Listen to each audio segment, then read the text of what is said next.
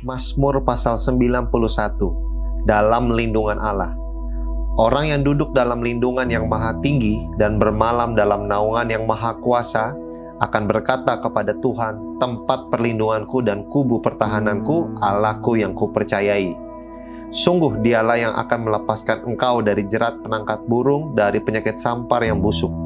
Dengan kepaknya ia akan menudungi engkau, di bawah sayapnya engkau akan berlindung. Kesetiaannya ialah perisai dan pagar tembok. Engkau tak usah takut terhadap kedahsyatan malam, terhadap panah yang terbang di waktu siang, terhadap penyakit sampar yang berjalan di dalam gelap, terhadap penyakit menular yang mengamuk di waktu petang. Walau 1.000 orang rebah di sisimu dan 10.000 di sebelah kananmu, tetapi itu tidak akan menimpamu. Engkau hanya menontonnya dengan matamu sendiri dan melihat pembalasan terhadap orang-orang fasik.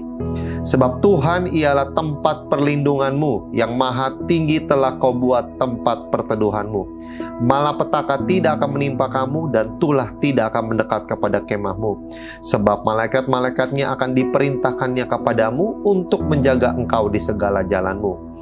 Mereka akan menatang engkau di atas tangannya, supaya kakimu jangan terantuk kepada batu.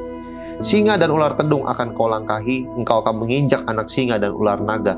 Sungguh hatinya melekat kepadaku, maka aku akan meluputkannya. Aku akan membentenginya sebab ia mengenal namaku. Bila ia berseru kepadaku, aku akan menjawab. Aku akan menyertai dia dalam kesesakan, aku akan meluputkannya dan memuliakannya.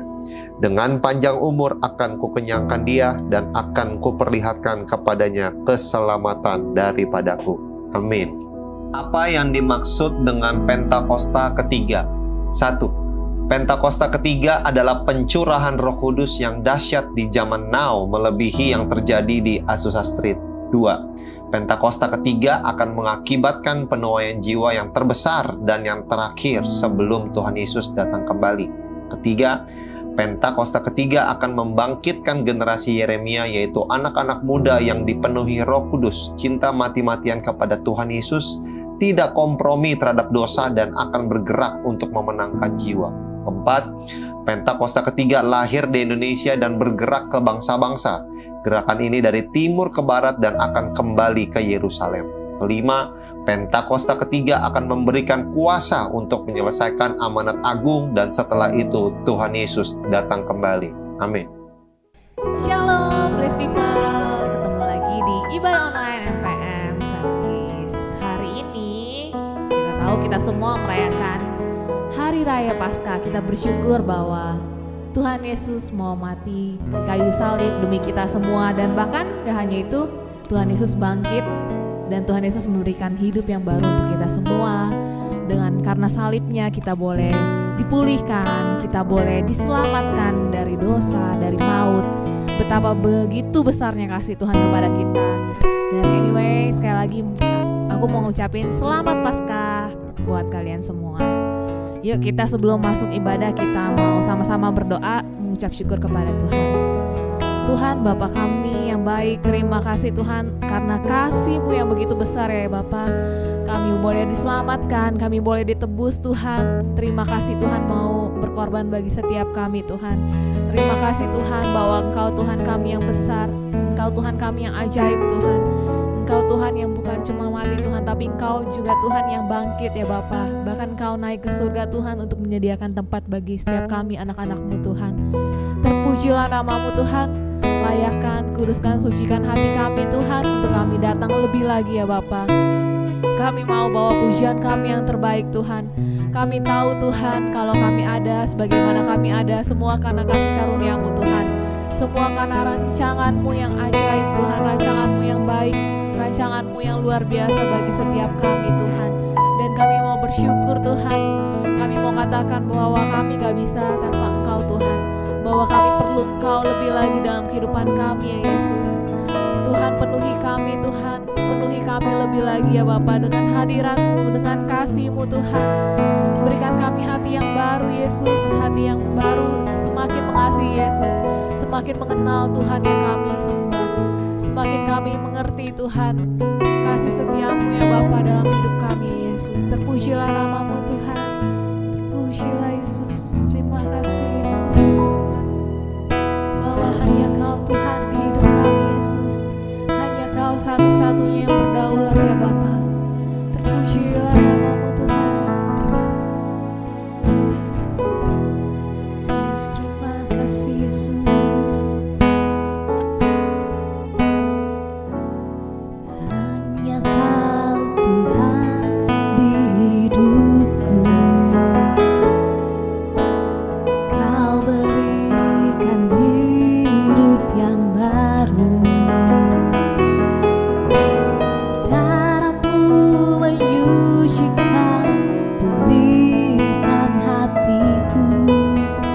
Ku nyatakan Kaulah segalanya. Engkaulah sumber pengharapan. Kuasa-Mu sanggup menyembuhkan. Jiwaku pun berserah hanya kepadamu. Yesus, Kaulah segalanya. Karena salib-Mu Tuhan, karena salib-Mu ku hidup. Karena salib-Mu ku menang. Engkau yang berkuasa, sanggup untuk melakukan mujizat-Mu. Karena salib-Mu ku hidup. Karena salib-Mu ku menang. Engkau yang berkuasa, sanggup untuk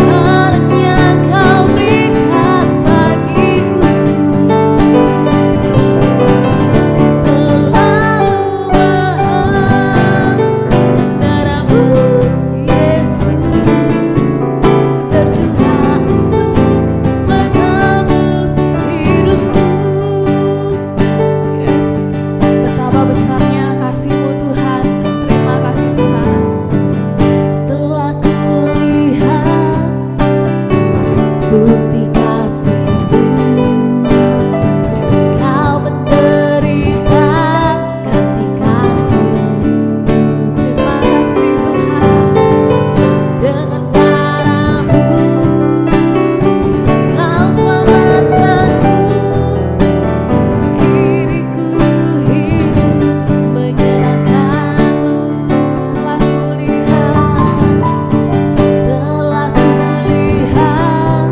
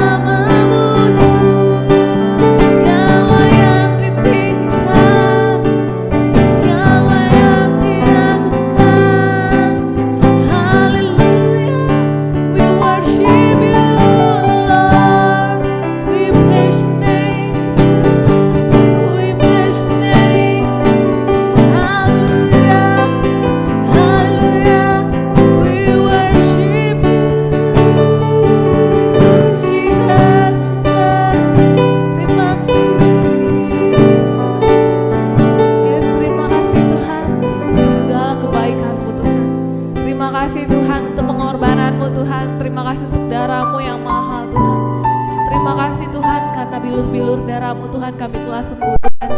Karena bilur-bilur darah-Mu Tuhan, hidup kami boleh dipulihkan Tuhan. Hidup kami boleh dimenangkan Tuhan.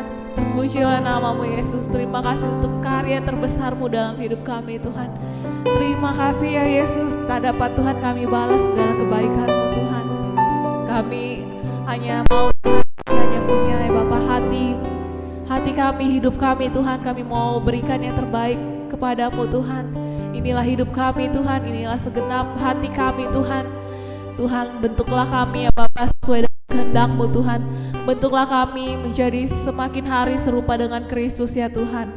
Terpuji-pujilah nama-Mu Tuhan, dan kami mau mendengarkan kebenaran firman-Mu Tuhan.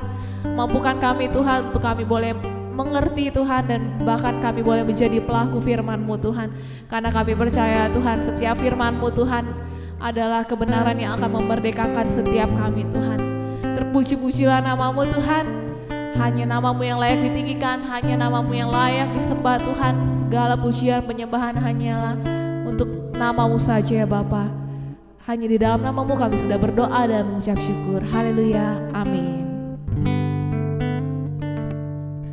Shalom blessed people dan juga teman-teman MPM yang lainnya serta teman-teman yang lainnya yang menonton ibadah online pada hari ini. Hari ini kita mau merayakan Paskah. Paskah itu apa sih? Merayakan hari kebangkitan Tuhan Yesus. Yes, hari Jumat, hari Jumat Agung, wafat Tuhan Yesus di kayu salib, dan bukti bahwa Tuhan Yesus menang atas maut, Ia telah bangkit. Maka dari itu kita orang-orang percaya, kita merayakan kebangkitan Tuhan Yesus. Itulah jaminan kemenangan yang Tuhan Yesus sudah buktikan di 2000 tahun yang lalu.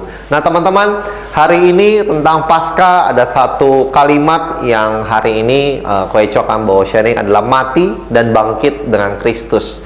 Kalau di hari Jumat itu Tuhan Yesus merayakan, maksudnya pada hari Jumat ceritanya adalah Tuhan Yesus wafat di kayu salib, dan setelah 3 hari kemudian Tuhan Yesus bangkit Paskah. Nah itulah kita merayakannya. Jadi ada mati dan bangkit dengan Kristus. Oke, sebelum itu mari kita berdoa sekali lagi. Oke, mari kita sama-sama berdoa sebelum mendengarkan firman Tuhan.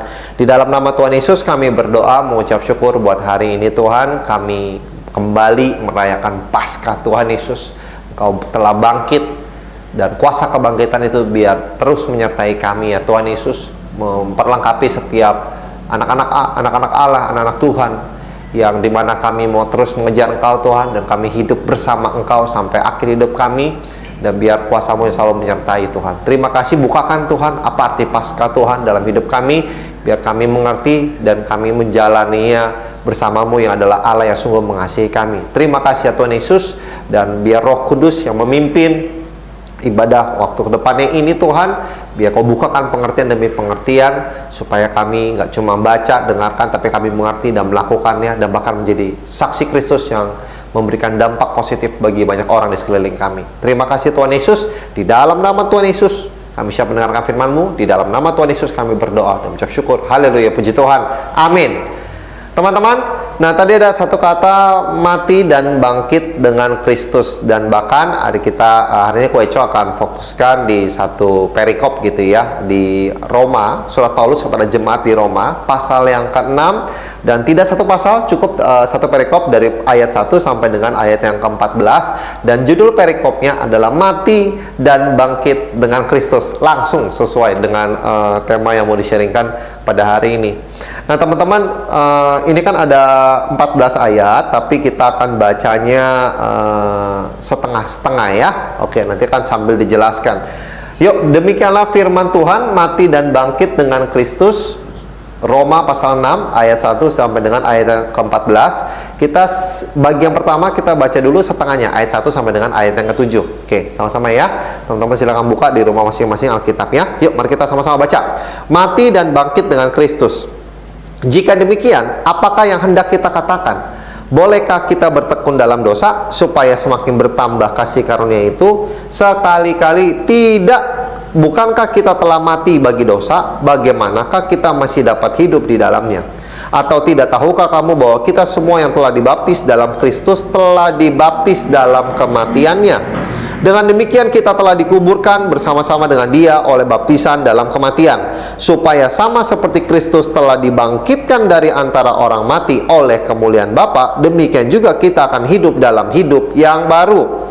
Sebab jika kita telah menjadi satu dengan apa yang sama dengan kematiannya, kita juga akan menjadi satu dengan apa yang sama dengan kebangkitannya. Karena kita tahu bahwa manusia lama kita telah turut disalibkan supaya tubuh dosa kita hilang kuasanya, agar jangan kita menghambakan diri lagi kepada dosa. Sebab jika siapa yang telah mati, ia telah bebas dari dosa. Sama-sama katakan amin. Amin. Nah, kenapa tiba-tiba dibuka perkataan seperti ini dari Rasul Paulus? Jika demikian, apakah yang hendak kita katakan? Bolehkah kita bertekun dalam dosa?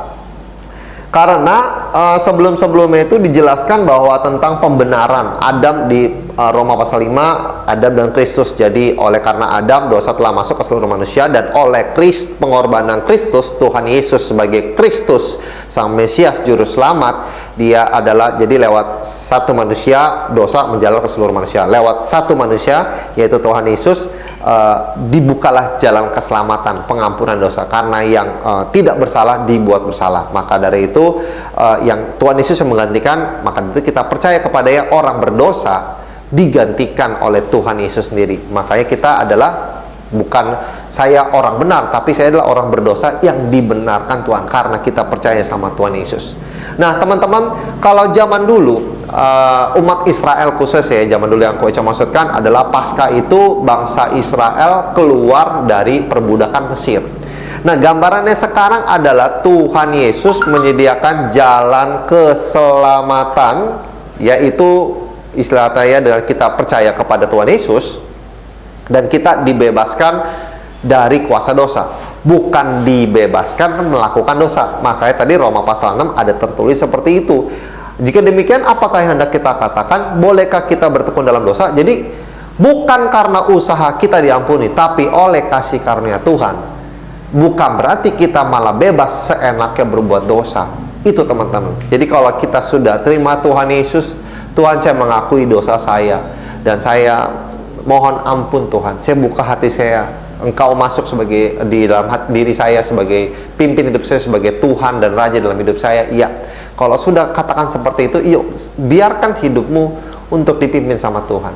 Waktu kita, ya Tuhan ubah saya, ya Tuhan ampuni dosa saya, ya jangan berbuat dosa lagi. Seperti perempuan yang ketahuan berzina waktu mau dilempari batu, dan ya teman-teman tahu, ada yang baca mungkin sebagian kisahnya, dan terakhir tidak ada orang yang melempari batu karena Tuhan Yesus ngelempar. Siapa yang merasa tidak berdosa, silakan orang yang pertama melempar batu ke orang ini. Nah, semua manusia berdosa. Nah, akhirnya orang-orang satu persatu pergi, dan Tuhan Yesus bilang akhirnya kepada wanita tersebut, pergilah, aku mengampuni dosa, aku mengampuni dosamu, pergilah dan jangan berbuat dosa lagi. Nah itu teman-teman, jadi apa sih arti Paskah? Ada satu kalimat kalau Paskah, Koica tuh yang ingat banget, mati dan bangkit dengan Kristus. Teman-teman, bahwa di ayat 1 tadi, menerima kasih karunia adalah bukan untuk bebas berbuat dosa, justru dibebaskan dari perhambaan atau keterikatan dari dosa. Firman Allah, Tuhan yang memerdekakanmu dari dosa. Jadi kita tidak ketergantungan, kecanduan untuk melakukan dosa lagi. Tapi karena kita terima Tuhan, kita dimampukan oleh Tuhan supaya bisa memilih apa yang benar, memilih apa yang kudus. Kalau dulu, aduh dengan kekuatan sendiri nggak bisa. Oh iya, dengan kekuatan sendiri nggak bisa. Sementara bisa, mungkin bisa, tapi nanti suatu ketika akan balik lagi. Nah, oleh karena itu kita datang kepada Tuhan. Tuhan yang memerdekakan kita dari dosa, bukan merdeka untuk bebas berbuat dosa. Ingat ya teman-teman, jadi kita mulai nih awalnya dari sini. Kita dimampukan Roh Kudus untuk memilih apa yang benar dan kudus, taat kepada Bapa. Teman-teman ingat betul-betul, kasih karunia itu adalah kemurahan Allah dan bukanlah sesuatu yang murahan. Jadi kemurahan bukanlah hal yang murahan. Ingat ya, jadi Tuhan sudah memberikan kemurahan hatinya, ada kasih karunia. Kita jangan anggap itu murahan, karena kalau dari sikap diri kita anggap itu murahan, tindakan kita pun responnya akan mengenyekkan, akan menginjak-injaknya. Kita hargai. Kita nggak bisa mencapai Bapa kalau bukan Tuhan Yesus yang menyediakan jalan itu. Maka dari itu kita hargailah kasih karunia cuma-cuma itu. Oke teman-teman. Nah, di ayat-ayat selanjutnya, ini kan sesuai dengan judul ya, Paskah, mati dan bangkit dengan Kristus. Tuhan Yesus aja memberikan suatu teladan, mati dulu baru bangkit. Itu menjadi gambaran yuk buat kita umatnya. Kita mati dulu. Wah, maksudnya apa nih kok? Saya bukan berbicara tentang kita jadi bunuh diri ya, karena Tuhan Yesus kan mati secara fisik. No. Dia Tuhan yang menjalankan tugasnya. Tapi kita, apa yang mati? Ya itu kan sudah tertulis. Manusia lama kita dimatikan, disalibkan. Kita izinkan Tuhan salibkan, sunatkan ke kedagingan kita. Berarti teman-teman, apa ya? Manusia sikap berdosa kita yang izinkan Tuhan untuk salibkan, matikan itu. Nah itu teman-teman, kita perlu mati dengan Kristus. Maksudnya mati di sini adalah mematikan manusia lama kita dan menyalibkan kedagingan kita. Supaya apa ya? Tadi ada tertulis juga, supaya tubuh dosa kita hilang kuasanya. Kalau tubuh dosa hilang kuasanya, sama dengan tidak menghambakan lagi kepada dosa. Teman-teman, Koeco mau make sure pasti ya di sini ya. Orang yang berada di gereja belum tentu dia itu merdeka dari dosa. Ngerti gak maksudnya? Jadi bisa aja nih orang ada di gereja badannya, tetapi sorry itu saya hati dan pikirannya masih berdosa dan diam-diam melakukan dosa. Nggak ada dah orang yang di muka bumi ini yang waktu di gereja sambil berbuat dosa atau gimana, pasti dia ya sembunyi-sembunyi mau kelihatan holy atau kudus. Tapi yang tahu siapa? Diri kita sama Tuhan masing-masing. Nah hari ini kalau kita merayakan Paskah, yuk ingat lagi, saya ini introspeksi, refleksi diri, saya ini sudah mati dan bangkit dengan Kristus apa belum? Sama-sama teman-teman, termasuk Koeco juga. Banyak area dalam hidup Koeco yang Koeco perlu perbaharui komitmen dalam Tuhan. Ingat ya, bukan dengan kekuatan diri kita sendiri, tapi kita menyerahkan diri kita kepada Bapa, kepada Roh Kudus Tuhan Yesus. Untuk apa? Untuk salibkan setiap kedagingan kita, keinginan kita yang berdosa. Dari awal, dari semenjak keinginan berdosa. Dari awal teman-teman. Sebelum itu dibuahkan, aduh kok pengen berdosa, aduh Tuhan, ya Tuhan ini saya nggak mampu dengan pikiran sendiri. Tuhan tolong. Dan alihkan. Apa yang harus kita lakukan bersama Tuhan? Apakah kita menyembah Tuhan? Apakah kita baca firman Tuhan? Atau kita dengarkan khotbah firman Tuhan? Atau kita dengar lagu-lagu rohani? Ya sesuatu yang memang membangun. Jangan malah mencobai diri ke area-area yang licin, area-area membuat kita mudah terjatuh. Poin pertama itu teman-teman, bahwa jadi kita ini harus mati dulu. Jadi teman-teman jangan bilang, kita merayakan Paskah hari ini, saya sudah bangkit bersama Tuhan. Tapi kalau kita belum mengambil bagian kita, yaitu mati dengan Kristus, mohon maaf, bangkit dengan Kristus ya nggak mungkin. Ya Tuhan juga sama, Tuhan nggak mungkin bangkit kalau dia tidak melewati mati terlebih dahulu. Sakit nggak? Sakit bagi Tuhan. Tapi waktu Tuhan Yesus bilang sudah selesai, wow. Apalagi ditambah waktu orang-orang datang ke kubur telah kosong, dia telah bangkit. Itulah jaminan kuasa Tuhan terjadi. Nah yuk, poin yang pertama adalah sesuai judulnya, kita sudah mati belum bersama Kristus? Matinya apa sih? Ya tadi gue sudah jelasin. Kita mengizinkan Tuhan untuk menyalibkan, mematikan manusia lama kita, tubuh berdosa kita.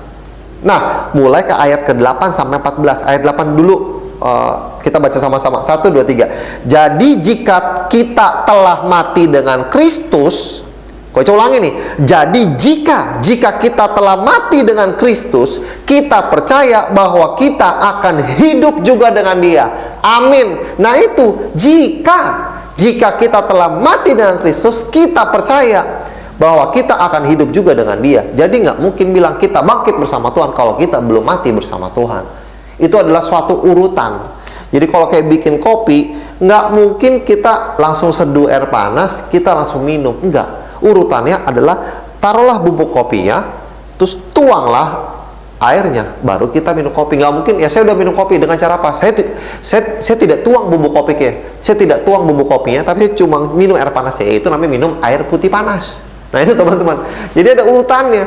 Mati dulu dan bangkit. Oke. Selanjutnya kita baca ayat 9 sampai dengan ayat yang ke-14. Kita baca sama-sama ya. Oke, 1, 2, 3. Karena kita tahu bahwa Kristus sesudah ia bangkit dari antara orang mati, tidak mati lagi. Maut tidak berkuasa lagi atas dia. Sebab kematiannya adalah kematian terhadap dosa satu kali dan untuk selama-lamanya. Dan kehidupannya adalah kehidupan bagi Allah. Demikianlah hendaknya kamu memandangnya, bahwa kamu telah mati bagi dosa, tetapi kamu hidup bagi Allah dalam Kristus Yesus. Sebab itu hendaklah dosa jangan berkuasa lagi di dalam tubuhmu yang fana, supaya kamu jangan lagi menuruti keinginannya. Dan janganlah kamu menyerahkan anggota-anggota tubuhmu kepada dosa untuk dipakai sebagai senjata kelaliman, tetapi serahkanlah dirimu kepada Allah sebagai orang-orang yang dahulu mati tetapi yang sekarang hidup, dan serahkanlah anggota-anggota tubuhmu kepada Allah untuk menjadi senjata-senjata kebenaran. Sebab kamu tidak akan dikuasai lagi oleh dosa, karena kamu tidak berada di bawah hukum Taurat, tetapi di bawah kasih karunia. Sama-sama katakan amin. Amin. Oke, selanjutnya teman-teman, kalau tadi hal yang pertama adalah mati dengan Kristus, yang kedua adalah ya bangkit dengan Kristus. Bangkit dengan Kristus ini ada 2 poin yang mau disampaikan. Apa sih maksudnya? Mulai dari ayat yang tadi kan penghubungan ayat yang ke-8 tuh. Jadi kita harus mati dulu baru kita bangkit. Dari ayat yang ke-9 sampai dengan ayat ke-14 kalau kau coba baca mendapati ada 2 poin. Maksudnya apa? Beberapa kali diulang adalah mati terhadap dosa. Yes, tadi hal yang pertama. Jadi hal yang kedua bangkit dengan Kristus ini akan dimulai dengan dan sebab kematiannya adalah kematian terhadap dosa satu kali dan untuk selama-lamanya, dan kehidupannya adalah kehidupan bagi Allah. Demikianlah hendak kamu memandangnya, bahwa kamu telah mati bagi dosa, tetapi kamu hidup bagi Allah dalam Kristus Yesus. Jadi bangkit udah melakukan hal yang pertama. Hal yang kedua bangkit dengan Kristus, kita memandangnya adalah ada 2 poin. Poin yang pertama adalah berarti kalau kita mati terhadap dosa, kita akan hidup dipimpin oleh Allah. Kalau kita biarkan Tuhan menyalibkan kedagingan kita, maka dari itu kita juga biarkan Tuhan untuk menyetir hidup kita, untuk memimpin hidup kita. Waktu kita hidup ini selalu ada pilihan demi pilihan. Kita biarkan lewat perenungan kita, waktu kita baca Alkitab, lewat komunitas rohani, waktu ibadah, kita biarkan Allah berbicara untuk kita mengambil keputusan-keputusan di hidup kita, dan kita ikuti. Seperti itu loh teman-teman. Udah baca Alkitab, tahu Tuhan maunya seperti apa. Hal yang simple. Ketemu orang yang menyakitkan, itu setiap orang pasti akan alami. Firman Tuhan ampuni. Nah, biarkan firman Tuhan itu yang memimpin hidupmu. Oh, saya ampun dari satu hal lewat pengampunan, lewat memberi, tetap bersukacita, memiliki iman dan segala macam. Kita ikutin. Lama-lama Tuhan akan arahkan kemana harus kita tuju. Kita tanya Tuhan, saya harus kemana? Nah, Tuhan tuntun tahap demi tahap. Dia tahu kita manusia lemah, manusia terbatas, maka itu Tuhan baik. Tuhan tuntun kita biar kita tuh ya istilahnya domba yang tidak pintar ini. Ya, kalau dibandingkan Tuhan, kita ini pelan-pelan sehingga kita ikut Tuhan bisa mengikuti dengan baik. Amin teman-teman. Jadi hal yang kedua bangkit dengan Kristus. Ada 2 poin. 1, kehidupan bagi Allah. Apa sih maksudnya? Hidup yang dipimpin oleh Allah. Tadi Koeco kasih contoh aplikatifnya. Sadar bahwa di atas semuanya firman Tuhan menjadi prioritas utama untuk dilakukan. Walaupun perasaannya nggak enak, nggak nyaman untuk taat melakukan firman itu nggak enak. Ya di mana-mana lah orang bisa bilang, ayo enakan mana melakukan dosa atau ikutin firman Tuhan. Ya pasti kalau berdasarkan enak gak enak ya enakan melakukan dosa. Tapi saya sadar di waktu melakukan firman Tuhan, saya percaya ada berkat Tuhan yang begitu luar biasa. Bukan berarti saya melakukan firman Tuhan saya akan diganjar dibalikin dengan duit atau berapa, enggak, no. Tapi saya percaya waktu saya melakukan firman Tuhan, saya tidak mengalami konsekuensi dosa. Manusia lama saya nggak bisa menuju keselamatan kalau Tuhan tidak buka jalan terlebih dahulu. Ya, mati terhadap dosa. Nah, selanjutnya jangan berbuat dosa lagi kan. Nah, tidak berbuat dosa lagi berarti kita harus memilih untuk melakukan kehendak Tuhan. Apa? Banyak dalam hidupmu. Hai teman-teman, bahkan kalau Koeco tulis kehidupan bagi Allah adalah bahkan nanti kita dimampukan olehnya untuk sampai di satu titik kita bisa gini, kita menikmati penderitaan yang sementara di dunia ini. karena sadar akan janji kekekalan bersama Bapa di sorga nanti. Wow, ngerti ya teman-teman? Jadi bahkan kita bukannya kayak ngikutin Taurat, aduh saya harus gini supaya saya jadi umat Allah yang kudus. Enggak, karena saya sudah diampuni Allah terlebih dahulu, saya sudah dikasihi. Orang yang diampuni, orang yang dibenarkan, udah selayaknya untuk saya merespon kasih Allah dengan cara seperti apa? Menyerahkan hidupnya buat Allah. Maka dari itu saya mengikuti perintah Allah bukan karena paksaan, tetapi karena Allah sudah mengasihi saya terlebih dahulu. Dan saya pandang jauh ke depan, bahwa ke depannya, jika saya terus tetap berada dalam tiket keselamatan ini, saya akan hidup kekal bersama Tuhan di sorga nanti, bersama Bapa. Bukan menerima siksaan kekal. Hal simpel. Jadi kita memandang ini jauh ke depan. Jadi waktu kita lihat kenikmatan dunia yang sementara ini, sama dibanding sukacita kekal nanti, itu nggak ada apa-apanya. Dan makanya kita bisa menikmati proses atau waktu kita taat melakukan firman Tuhan yang nggak enak, yang susah, tapi kita bisa menikmati ya, karena kita memandang jauh ke depan janji kekekalan itu bersama Tuhan di sorga. Itu poin yang pertama tentang bangkit dengan Kristus. Dan poin yang kedua adalah tadi ada kata-kata senjata kelaliman sama senjata kebenaran.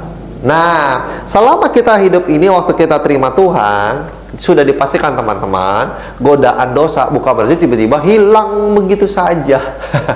Ngerti ya? Karena kita masih tetap berada di dalam tubuh ini, yang godaan itu akan tetap ada. Nggak usah kaget bahwa mungkin teman-teman ada melihat, wih ada orang gereja sudah dibaptis selam, atau mungkin sudah berbahasa roh. Lah, kok masih bisa berbuat dosa lagi? Berarti tidak ada kuasanya dong, kuasa Tuhan. Bukan. Permasalahan orang tersebut membiarkan dirinya lagi untuk masuk dalam pancingan dosa. Nah itu teman-teman, makanya tertulis bahwa dan ayat 13, dan janganlah kamu menyerahkan anggota-anggota tubuhmu kepada dosa untuk dipakai sebagai senjata kelaliman, tetapi serahkanlah dirimu kepada Allah sebagai orang-orang yang dahulu mati tetapi yang sekarang hidup. Dan serahkanlah anggota-anggota tubuhmu kepada Allah untuk menjadi senjata-senjata kebenaran. Puji Tuhan, kita sudah meresponi kasih Tuhan. Ya, saya mau kehidupan, kita udah mati terhadap dosa, kehidupan bagi Allah. Tapi sepanjang perjalanan hidup ini masih ada godaan dosa. Ya kita sadar, tetap balik lagi kepada tetap fokus ya kepada Tuhan. Sehingga apa? Poin yang kedua adalah gini, kalau yang pertama kehidupan bagi Allah, bangkit dengan Kristus, yang kedua melalui pembacaan perikop pada hari ini adalah yang kocok dapatnya adalah menyerahkan anggota tubuh kita untuk menjadi senjata kebenaran. Jadi ikut Tuhan itu bukan status quo, saya sudah memandang kepada Tuhan tapi saya berdiam saja. Enggak, manusia itu pasti harus memilih, saya terus berjalan kepada Tuhan atau secara nggak sadar, kalau diam aja sebenarnya kita sedang berjalan kepada hal yang berdosa. Itu teman-teman. Ayo kita sadari hari ini sebenarnya secara nggak langsung kita menyerahkan anggota tubuh kita untuk senjata kelaliman atau untuk senjata kebenaran. Coba kita refleksi teman-teman. Ya, apa sih maksudnya menyerahkan anggota tubuh kita untuk menjadi senjata kebenaran? Senjata itu kan kalau bahasa senjata itu seperti alat perang untuk memenangkan suatu peperangan. Nah, berarti kalau ada kata-kata seperti itu, berarti hidup di dunia ini adalah suatu peperangan, rebut-rebutan jiwa untuk masuk surga atau masuk neraka. Halnya simpel. Ya kita sering dengar iblis yang akan kayak ya teman-teman tahu lah, kalau ada orang yang berdosa, kalau dihukum pengen hukumnya rame-rame, jadi dia ngajak orang lain. Ya mungkin teman-teman bisa ambil analogi seperti itu ya. Tapi lebih karena gini ya, di hidup ini kita ada perang nih di pikiran kita. Apa kita mau tetap taat kepada Allah atau kita membiarkan diri kita untuk melakukan dosa, teman-teman. Jadi ingat, yang penting adalah berarti itu diri kita tuh kalau menjadi senjata kebenaran adalah kita biarkan diri kita dijadikan oleh Tuhan sebagai alat kerajaan Allah untuk menyatakan kuasa Allah di muka bumi ini. Bisa banyak hal, menjadi saksi Kristus, mendoakan orang lain, menolong orang lain dengan apa yang kita punya, dan lain-lain. Yang ujung-ujungnya adalah biar kerajaan Allah nyata di muka bumi, atau di doa Bapa kami, di bumi seperti di sorga. Datanglah kerajaanmu, bukan kita diam aja. dan biarkan Tuhan yang bekerja. Tuhan sudah melakukan bagiannya dan Tuhan sangat baik. Dia mau supaya manusia di muka bumi ini menjadi rekan kerjanya Allah, yaitu kita. Dan Tuhan udah buka jalan, Tuhan memperlengkapi kita, Tuhan memperlengkapi kita dengan kuasa, dan kita ayo bergerak. Baik banget loh Tuhan memberikan kesempatan ini untuk kita jadi rekan kerjanya. Ayo sama-sama teman-teman. Yang ujungnya adalah biar kerajaan Allah nyata di muka bumi, di bumi seperti sorga, atau yang lainnya menyelamatkan sebanyak mungkin jiwa-jiwa. Yang tadi kan peperangan, mau narik kepada sorga atau kepada neraka, kepada Tuhan atau kepada kematian. Yuk teman-teman, mari di hari Paskah ini kita memperingati hari kebangkitan Tuhan Yesus. Amin. Yes, Dia sudah bangkit. Tapi pertanyaannya, yuk Tuhan sudah menjamin kuasa kebangkitan. Tapi pertanyaannya, kita sudah bangkit bersama Tuhan belum? Pertanyaan lagi, mundur lagi, kita sudah mati belum bersama Tuhan? Nah itu, yang tadi Coach sudah jelasin. Ayo, sama-sama kita mati bersama Tuhan yuk. Bukan berarti kita bunuh diri, no. Yang tadi mati, tubuh dosa kita dimatikan. Yuk kita menyerahkan tubuh dosa kita untuk disalibkan, untuk dimatikan oleh kuasa Tuhan. Dan yuk mari kita bergerak di dalam kuasa kebangkitannya, menjadi dampak dimanapun kita berada. Semua hanyalah untuk nama Tuhan Yesus yang dimuliakan. Haleluya, amin. Coach ulangi sekali lagi teman-teman, yuk. Mati dengan Kristus adalah kita menyerahkan diri kita, kedagingan kita untuk disalibkan, dimatikan. Yang kedua, kita bangkit bersama Tuhan. Ada 2 poin, yaitu kehidupan bagi Allah, dan kita menyerahkan anggota tubuh kita untuk menjadi senjata kebenaran. Jadi kita ikut Tuhan bukan pasif, tapi kita aktif mengikuti Tuhan. Supaya apa? Kita terus bergerak kepada Kristus, bukan diam saja yang lama-lama akan terbawa arus, yang secara nggak sadar, loh kok saya sudah jauh dari Tuhan ya. Yuk teman-teman, di hari Paskah ini kita mati dan bangkit bersama Tuhan. Mari kita tutup di dalam doa. Dalam nama Tuhan Yesus kami berdoa, terima kasih buat setiap kebenaran firman-Mu yang kami dengarkan pada hari ini Tuhan, tentang mati dan bangkit bersama Engkau Tuhan Yesus. Tuhan, Kau sudah mati dan Kau sudah bangkit. Kami mau mati dan bangkit bersama-Mu Tuhan. Bukakan kami terus, tuntun kami lewat hal yang sederhana sekalipun, supaya di hari Paskah ini kami ngalamin kuasa kebangkitan itu bersama Engkau Tuhan, dan kami jalani terus dalam hidup kami. Hamba berdoa buat generasi muda Tuhan, biar banyak generasi muda yang menyerahkan hidupnya dari masa mudanya untuk Engkau Tuhan, untuk memuliakan nama-Mu Tuhan Yesus Tuhan. Kalau kami rasa di dunia yang serba digital ini rasanya sulit Tuhan, tapi kami percaya tidak ada yang mustahil bagi-Mu Tuhan. Kuasa-Mu sanggup bekerja Tuhan. Kau yang bekerja ya Allah. Terima kasih Tuhan. Hamba berdoa buat teman-teman yang mendengarkan ibadah oleh pada hari ini, buat mereka Tuhan yang mungkin rasa, Tuhan saya nggak mampu, Tuhan saya nggak sanggup Tuhan. Engkau Roh Kudus yang mampukan. Engkau Roh Kudus yang saat ini hadir menjamah dimanapun mereka berada, di rumah masing-masing, atau mungkin mereka lagi mendengarkan di mall, di mobil, atau dimanapun mereka bisa dengar Tuhan sharing hari ini. Tuhan yang tolong, Tuhan yang jamah, Roh Kudus mengalir dengan lembut dan berbicara buat teman-teman. Hamba berdoa Tuhan, pegang hidup setiap kami, untuk kami menjadi generasi muda yang menyenangkan hati-Mu dan menggenapi setiap tujuan Allah yang Kau sudah tetapkan di hidup kami masing-masing. Terima kasih ya Tuhan Yesus buat hari ini.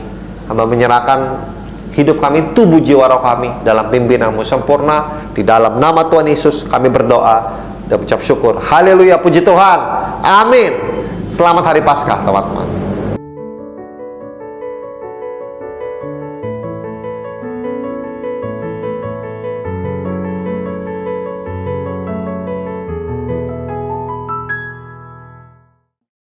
Mari teman-teman, angkat kedua tanganmu untuk menerima berkat Tuhan.